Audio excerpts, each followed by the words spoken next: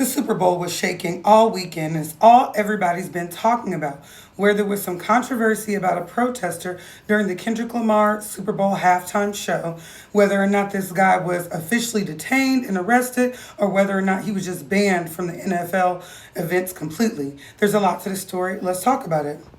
During Kendrick Lamar's political-based performance, During Kendrick Lamar's performance, there was a political protest. Well, the entire performance was a political protest within itself, but one stood out over all of them. There was a man holding a sign that said Sudan and Gaza, showing love to the people that are undergoing the genocide in both places, right?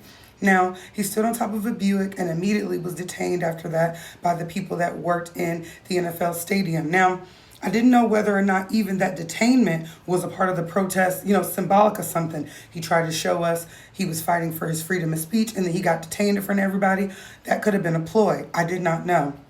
But there were people coming online saying that this man was arrested, charged, had no bond. Let's try to get him a bail. Like, I was trying to help him and I couldn't find any information on it. Come to find out, he was just banned from all NFL games. I found the Instagram page of the man that was arrested. This is Zul Keranan Nantambu, and his page is Corporate America 83.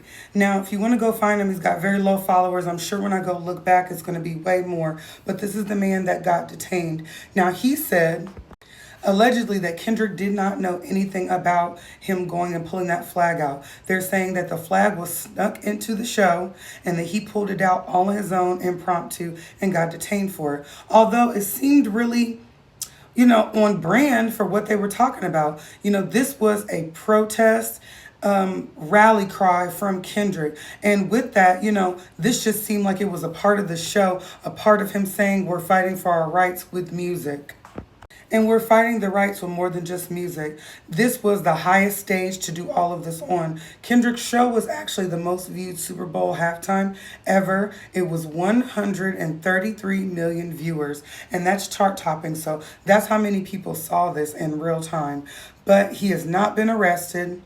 There were no charges filed. He's just banned. And I wonder if Kendrick's going to come out and say anything about this, put any money behind this guy, or if it's just a chance to get the word out from what's actually going on in Sudan and Gaza. Now, I hear a lot of people talking about Gaza, but the Sudanese genocide, I don't hear as many people talking about it except for Shaka Bars. Shaka Bars on Instagram, he'll go under any post about the Kardashians and be like, this many people were unalived in Sudan today. So there's some people fighting quietly, there's some people fighting loud. I think that we all fight by learning what's going on and trying to put our minds on what's actually happening in the world and the people that are oppressed.